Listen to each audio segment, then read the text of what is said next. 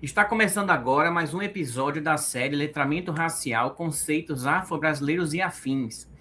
Um podcast dedicado a discutir palavras, ideias e conceitos fundamentais para compreender as relações étnico-raciais no Brasil.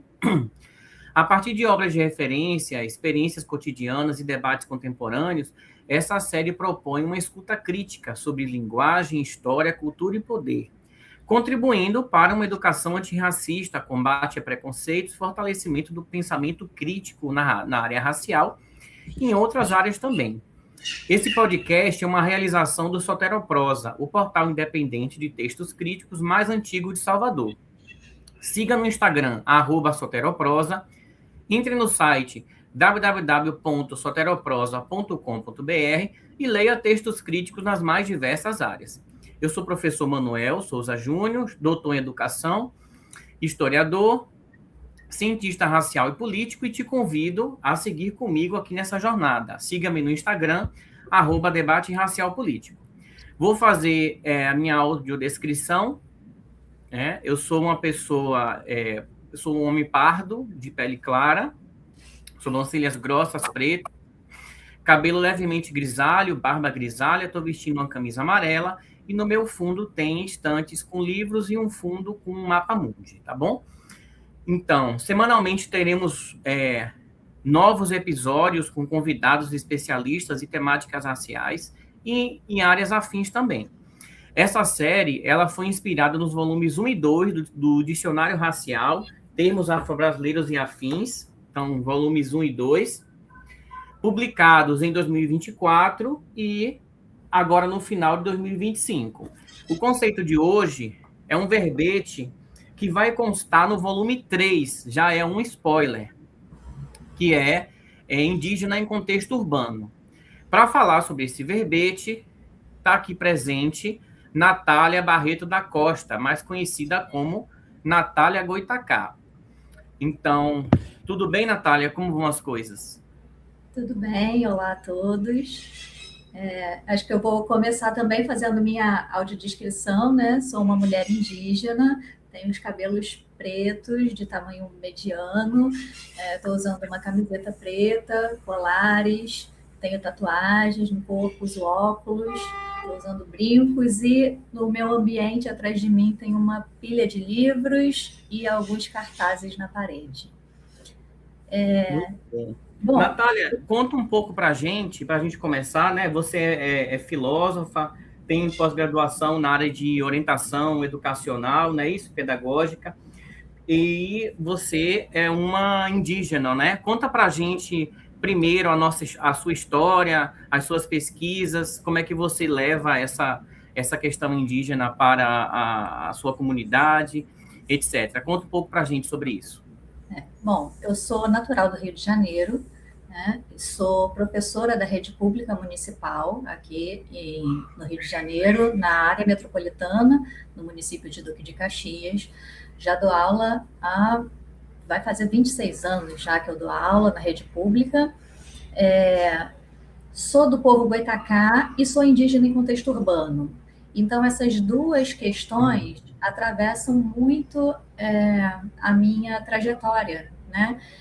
Eu sempre soube da minha origem étnica através das histórias que minha avó sempre contou em casa, meus avós, meus tios, né, e parentes.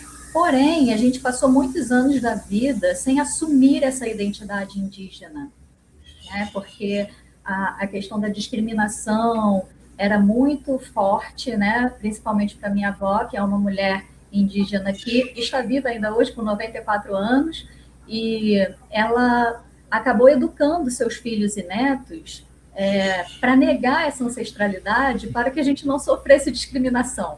É impressionante, né? Como esse é uma forma de epistemicídio, né? Que a gente vai sofrendo ao longo dos tempos, que os nossos antepassados fizeram muitas vezes como uma proteção, como está falando aí de sua avó, né?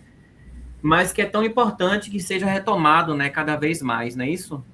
Exatamente. E a gente tem histórias, né, muito concretas, muito próximas dessa questão do preconceito racial com o povo indígena, né? Então, ela era a forma que a gente tinha de nos defendermos. Então, eu costumo dizer que a gente passou um tempo grande da vida olhando para a nossa própria história com um certo distanciamento, né? Porque, apesar da gente saber de onde a gente veio, da nossa etnia, a gente não assumia a nossa identidade, a gente não se autodeclarava. E esse movimento começou comigo, né? Esse movimento de retomada identitária dentro da minha família, com o próprio letramento racial e com a necessidade de buscar medidas e proteções também para o nosso povo, né? Não só para o nosso povo, mas para a maioria dos indígenas em contexto urbano aqui do Rio de Janeiro, que são muitos. Muito interessante essa questão. E aí, Natália, por que você acha que ainda é tão forte no imaginário social a ideia de que o indígena de verdade só existe na floresta, por exemplo, né? Então, uma das questões muito recorrentes que aparecem tanto em sala de aula quanto quando eu me coloco, me autodeclarando como indígena, é a questão do estereótipo, né, e do apagamento, que são duas coisas que estão bem interligadas. Primeiro, que quando a pessoa fala em indígena de verdade, ou no estereótipo indígena, a gente fala de uma imagem parada no tempo, né? Que é o indígena de 1500. Essa história só começasse a partir da colonização europeia aqui em Pindorama. E para piorar a situação, a gente ainda tem as propagandas e os materiais didáticos que representam o indígena somente como indígena amazônico, né? E que tem um estereótipo bem marcante, mas que não é o único fenótipo dentro do nosso país, que tem uma dimensão continental e diversas etnias, né, com diversos tipos de cores de pele, com diversos tipos de cabelo e com culturas variadas. Então, quando a pessoa não associa essa imagem do indígena amazonense e também quando dissocia o indígena da aldeia, as pessoas acabam questionando, né, e querendo saber se a gente é índio de verdade, se existe indígena fora da floresta. Então, todas essas questões que precisam ser trazidas à tona, né, e revisitando a história para que a gente avance nesse sentido de não deixar a cultura morrer. Pois é, com certeza é muito interessante a gente ouvir, né, nós ocidentais, né? Ouvimos essa história, nós brasileiros, que essa história também faz parte do nosso país, né? Isso também faz parte, né, essa cultura. Diante desse contexto, quais são, na sua opinião, os principais desafios enfrentados pelos indígenas nas cidades, né? E que costumam ser invisibilizados? Conta pra gente também isso aí. O que você pode dizer pra gente? E também eu quero que você fale um pouquinho daquela comunidade que a gente estava conversando, né? Maracanã. Conta um pouquinho pra gente sobre isso. Então, aqui no Rio de Janeiro existem algumas aldeias, né? A maioria não é demarcada ainda, né? Não é reconhecida, mas temos algumas aldeias Guarani, temos uma aldeia Pataxó e temos uma aldeia que foi a que eu me conectei primeiro, que foi a aldeia pluriétnica no Maracanã, né? Que fica ao lado do estádio do Maracanã. E lá se tornou um grande polo de resistência. E aí eu vou responder essa sua pergunta das maiores dificuldades do indígena no contexto urbano, também por aí. Porque ter um local onde a gente pode se reunir para nos sentirmos seguros, para reivindicar nossos direitos é fundamental. E como a gente faz isso se a gente está desterritorializado, né? Mas, assim, é uma falta de território muito complexa, que abrange várias camadas. Primeiro, nós ainda estamos no nosso território, né? Porque todo o Brasil é território indígena, então, às vezes a gente escuta assim, por que você não está na floresta? Por que está no meio do mato? Aqui, onde eu estou hoje, que é a região metropolitana, Duque de Caxias é um polo industrial muito grande do município, inclusive tem Petrobras, Reduc, enfim. Não tem floresta agora porque foi desmatada. Então, assim, não fui eu que fugi da floresta, né? Eu acho que foi a cidade que foi tomando a floresta. E esse já é o primeiro obstáculo que a gente enfrenta quando fala assim, mas você é daqui mesmo? Sim, nós somos daqui, continuamos no nosso território, defendendo as nossa cultura, nossa ideologia, nossas crenças e querendo os nossos direitos, reconhecimento dos nossos direitos. Então, uma das maiores dificuldades é a questão do apagamento estatístico que acontece, né? A gente primeiro passou a ser registrado como pardo, né, dos serviços públicos, e aí a gente some enquanto etnia, não é permitido a gente colocar a nossa etnia no nosso sobrenome, não é permitido o registro de nomes indígenas, onde as pessoas não reconhecem aquele nome próprio como um nome da língua portuguesa. Então, são diversas questões que a gente já está aí, já teve algum avanço, hoje em dia já é permitido com convenções coletivas, você registrar o nome da sua etnia na sua identidade. Então, assim, esse apagamento, né, essa desterritorialidade, a questão da saúde mental, né, da gente estar no nosso espaço, no nosso território, mas não ser reconhecido e também não ter a questão da visibilidade mesmo, né? Isso tudo faz com que a gente vá se encolhendo e adoecendo mentalmente, porque é um peso ter que provar quem você é o tempo todo, né? E as pessoas duvidarem o tempo todo se índio existe hoje em dia, se o indígena existe, se o indígena é verdadeiro. Então, quando a gente fala em políticas públicas, é para garantir que os espaços, tanto de educação, quanto de saúde, quanto de moradia, sejam respeitados de acordo com a especificidade do povo que está demandando, do povo que está nesse local, né? Então, essas são as principais bandeiras, né? A questão das cotas para os indígenas, a questão dos concursos, a saúde específica também, porque a saúde institucionalizada, hoje em dia, é um tanto diferente dos cuidados naturais que a gente é acostumado a tratar, né? Mas uma coisa não nega a outra, e não precisa negar, e também, se a gente somar forças, melhor vai ficando. Então, das especificidades dentro da sociedade que a gente tem hoje, só vai trazer ganhos para todo mundo, ao invés de exclusão, né? Porque o que tem hoje é só negação e exclusão ainda, infelizmente. Pois é, diante de todo esse cenário que você disse aí, de que maneira você acha que a cidade também pode se tornar um espaço de fortalecimento cultural e político para os povos indígenas, e não apenas o campo, a floresta? Sim. Eu acho que a cidade, ela permite encontro de diferentes povos, né? Essa multietnicidade que eu estava falando da aldeia Maracanã, é onde a gente cria os coletivos, é onde a gente ocupa a academia, onde a gente usa a tecnologia para denunciar as invasões em nossas terras de origem.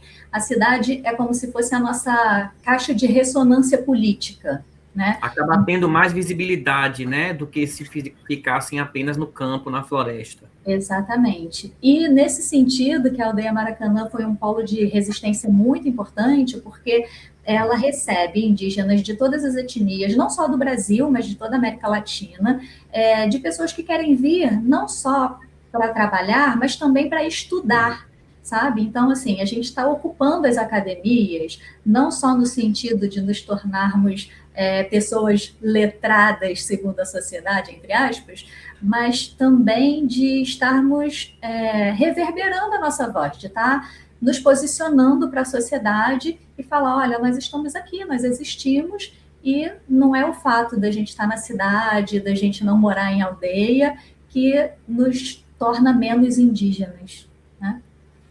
Isso é bem interessante, né, a gente discutir esse tema, porque nós que moramos nas cidades, né, a gente pode se esbarrar no dia a dia por diversos indígenas e nem percebe isso, né? Então, justamente porque vocês estão em todos os espaços, né?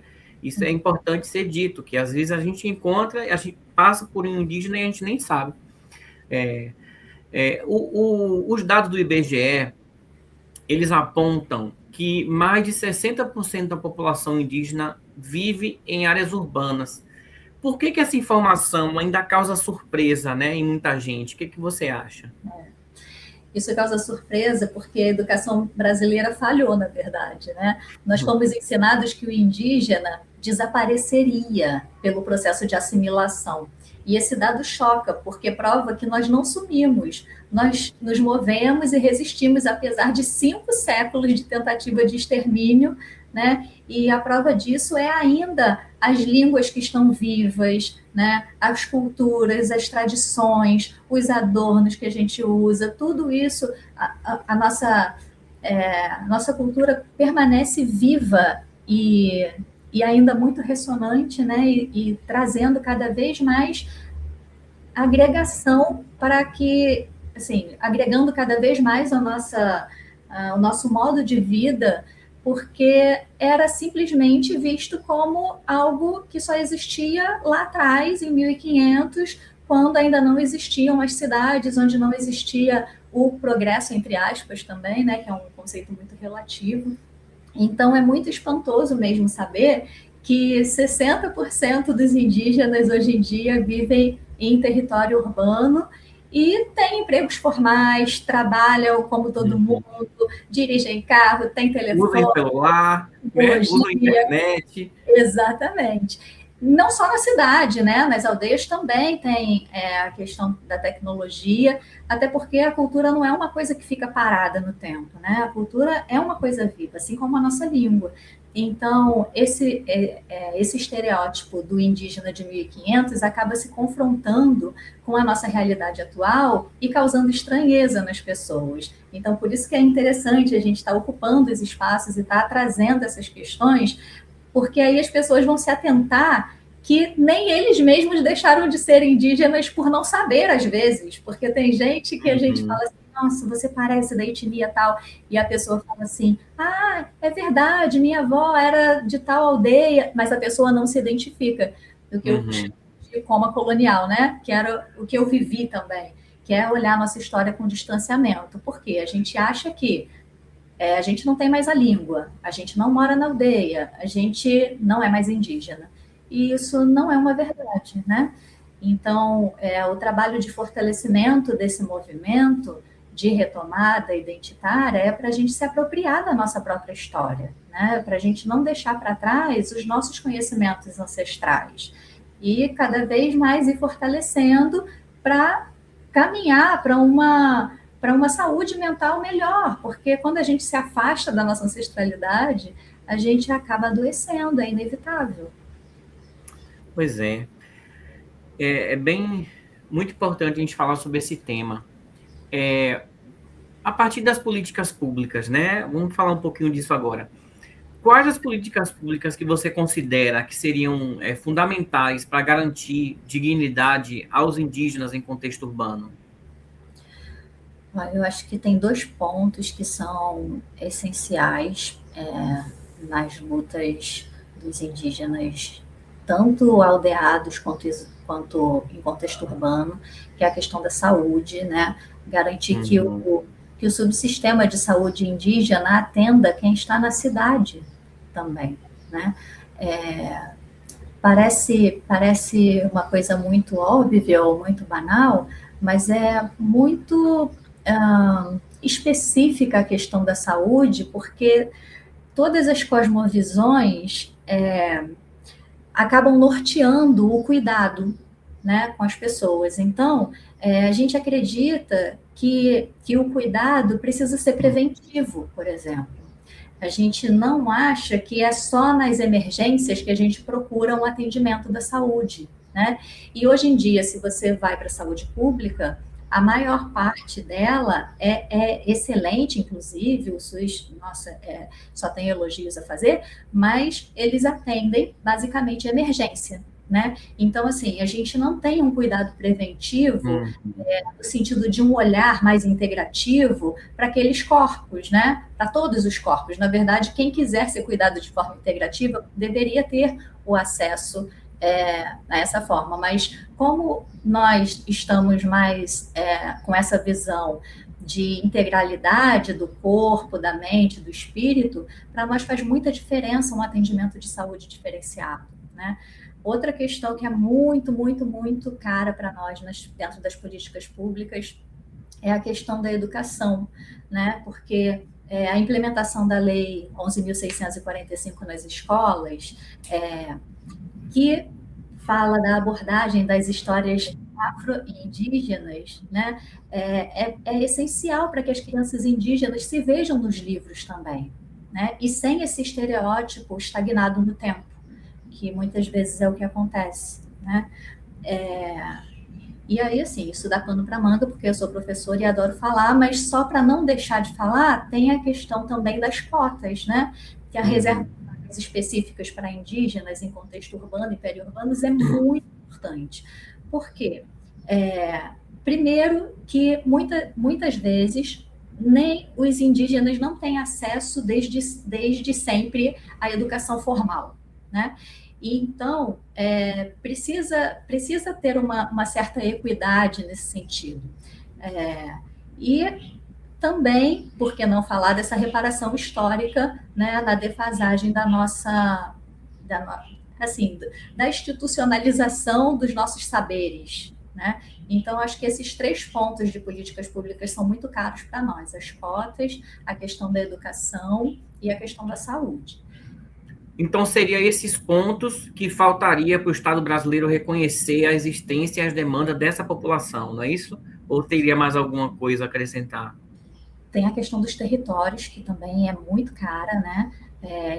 Quantos indígenas em contexto urbano moram em situação de rua ou nas favelas, né? Porque a gente foi desterritorializado, fomos tirados do nosso aldeamento e ficamos sem direito à terra. E a terra para a gente é muito importante porque tem um vínculo muito sagrado, porque a gente trata a terra como nossos irmãos, como nossos parentes, né? Então, cuidar da terra para a gente é muito importante, ter um pedaço de terra é importante no sentido também de autonomia, de ter autonomia alimentar, de ter autonomia para fazer nossos rituais, nossas festas, nossos encontros. Então, assim, a sociedade hoje, cada vez mais crescente, a gente busca mais estar próximo aos grandes centros urbanos por questão de trabalho, de educação, de saúde, mas isso também nos tira do espaço preservado de mata, de floresta, de animais. Então, essa desconexão também causa um descompasso muito grande na nossa cultura.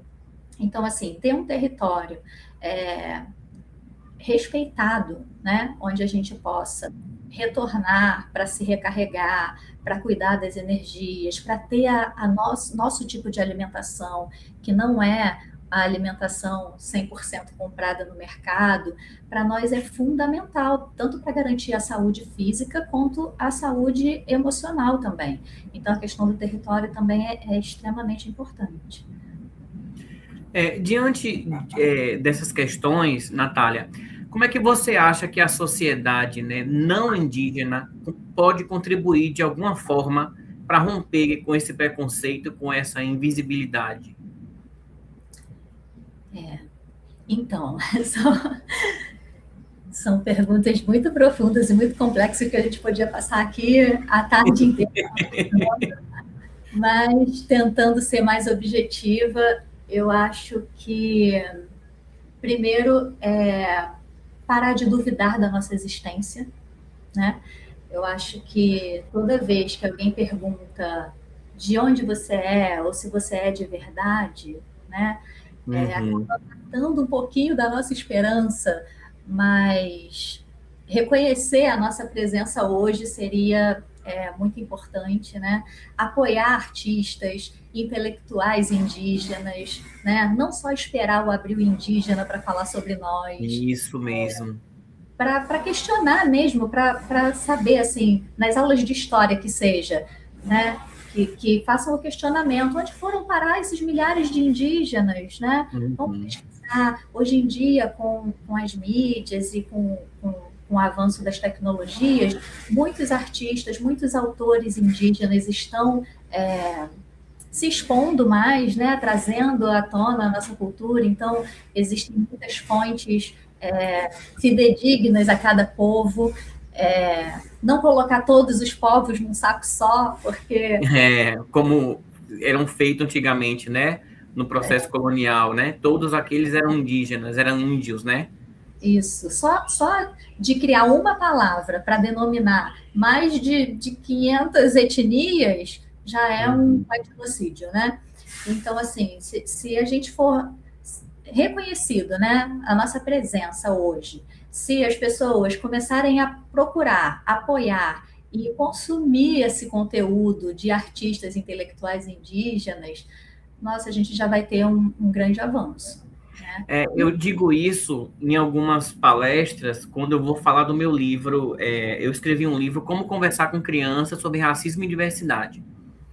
E aí, nesse livro, eu falo justamente isso, quer dizer, tem um ponto do livro lá que eu falo para a pessoa, para os pais, né? Esse é um livro para adultos que convivem com crianças. E aí eu digo isso lá num ponto, quando eu falo um pouco de diversidade, aí eu digo lá, vamos começar por você. Quantos indígenas você segue no Instagram, né? Quantas pessoas obesas você segue? Quantas pessoas com deficiência você segue? Ou no seu Instagram só tem aquelas pessoas padrão?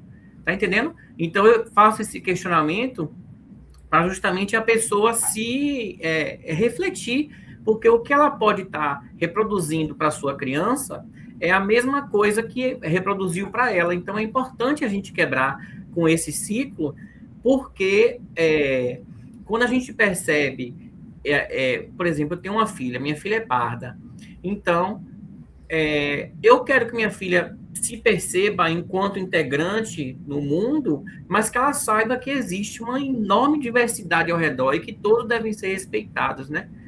Então, é muito importante essa sua fala, Natália, para a gente poder realmente ter essa visibilidade que é necessária, é importante nos dias de hoje, né? Então, já fica aqui o chamado, né, para as pessoas seguirem Natália. Qual é o seu Instagram, Natália?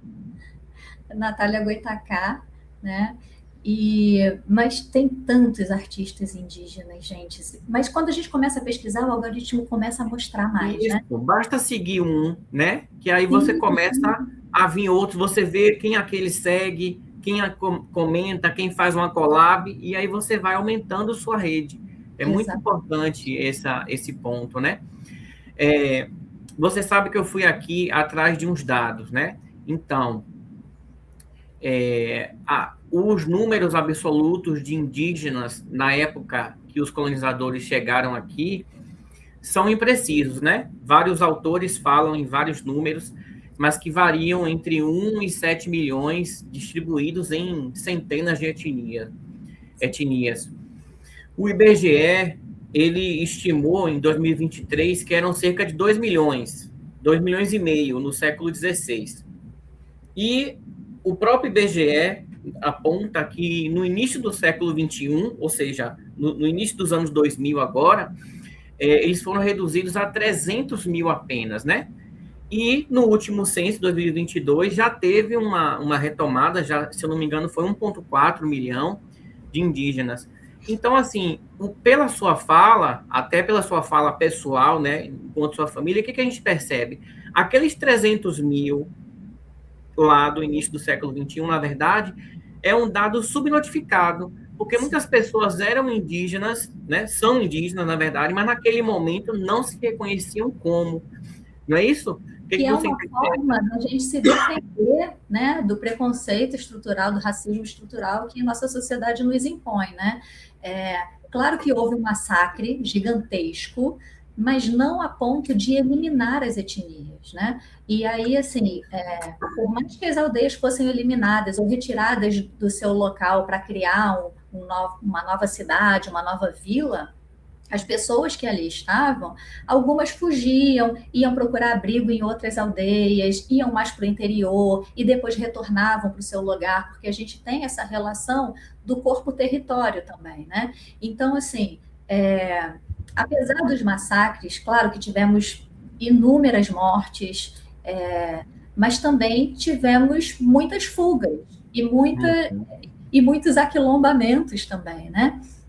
Até uma questão interessante que eu gosto de trazer para os meus alunos é que os quilombos, sem os indígenas, também seria muito complicado, porque quem conhecia o território éramos nós originários do lugar, né? Então, como fazer para sobreviver num lugar que você não conhece? Então, sem a ajuda entre os povos que estavam sendo escravizados pelos europeus, não existiria, nós não estaríamos aqui hoje, né? Porque um ajudou o outro. Então, os povos vindo de África e os povos originários se juntam para também fazer essa resistência, né? De cultural e de vida, né? A favor da vida. Então, até assim, porque vale lembrar também que os indígenas também foram escravizados, né? Muitas pessoas esquecem de falar sobre isso, mas eles também foram escravizados. Foram os primeiros escravizados, inclusive. Exatamente. E aí, só que como éramos muitos e tinha muito confronto, né, eles acabaram precisando, muito entre aspas, partir para outras formas de escravidão. Só que com a mulher indígena ainda tinha um fator que era, claro que com a mulher africana escravizada também faziam isso, né, que era a questão da mistura racial para descaracterizar os filhos da terra, vamos dizer assim. Né? Então, assim, muitas mulheres indígenas eram capturadas, e aí tem vários relatos de pessoas dizendo assim, minha bisa, minha tataravó foi laçada, né? E o que é isso, ser laçada? É você ser sequestrada para ser feita de objeto sexual mesmo, em cima de estupro, e aquelas crianças poderiam ser escravizadas porque não seriam reconhecidas nem como aldeadas e nem como europeias, né? E aí esse apagamento é que vem construindo, foi sendo construído, né? Desde a época da invasão até há pouco tempo atrás, né?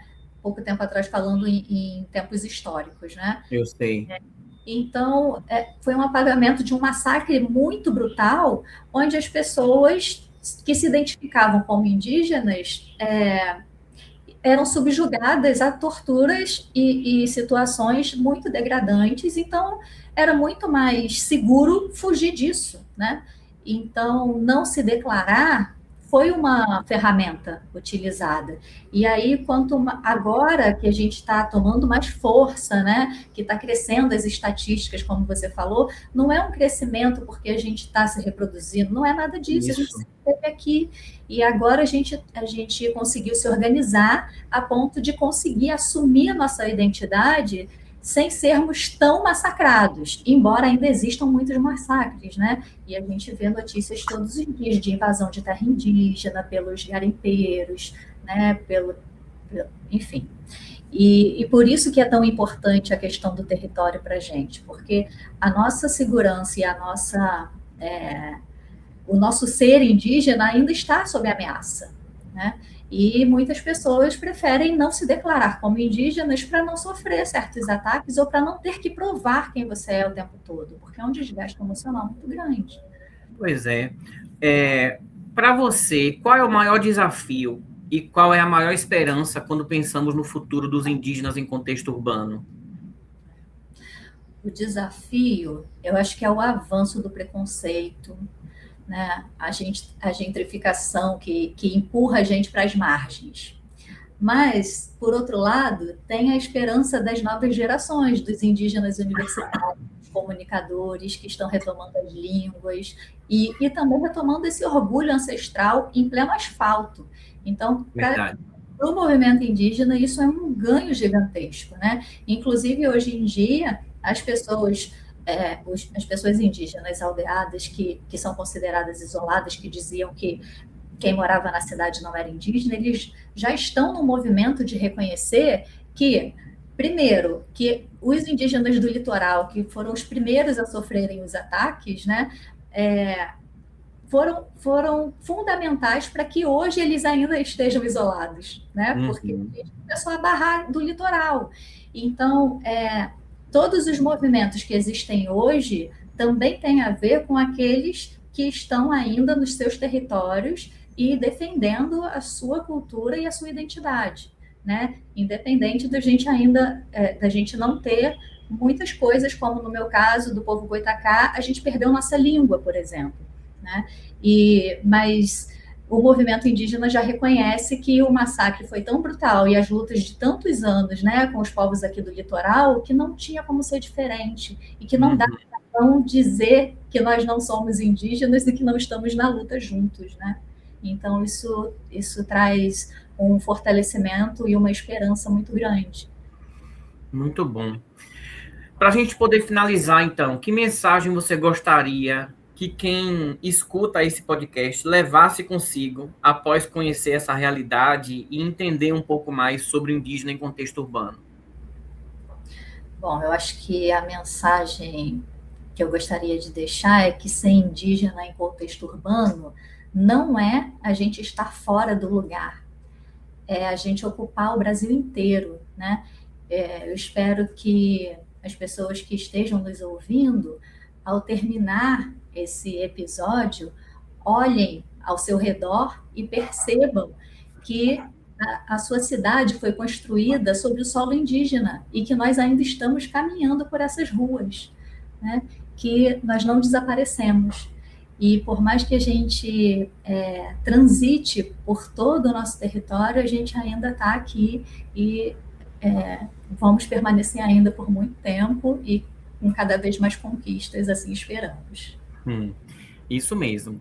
Então, a gente está aqui finalizando esse episódio, né? Gostaria de convidar de novo a todo mundo que está aqui nos vendo, nos ouvindo, para adquirir o Dicionário Racial, Termos Afro-Brasileiros e Afins, volume 1, que foi lançado pela editora Apes em 2024, volume 2, que foi lançado pela editora Dialética no final de 2025.